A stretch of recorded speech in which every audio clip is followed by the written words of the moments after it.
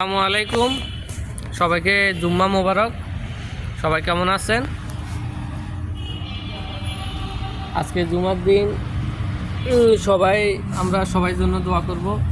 আল্লাহ পাক সকল মুসলমানদের যেন হেফাজত দান করে, সকল মুমিন ভাই বোনদের হেফাজত দান করে। সাথে বিনা দোষে কারাবন্দি অনেক আলেম এখনও জেলে বন্দি আছে।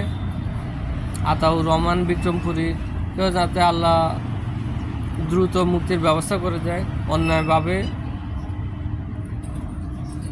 অন্যায়ভাবে তাকে এখনও গ্রেপ্তার করে রাখা হয়েছে। এরকম আরও অনেক নাম না জানা আলেম আছে যারা জেলে বন্দি। সবাই দোয়া করবেন, সবাই জায়গা থেকে প্রতিবাদ করুন। আজকের মতো এখানে শেষ। আসসালামু আলাইকুম।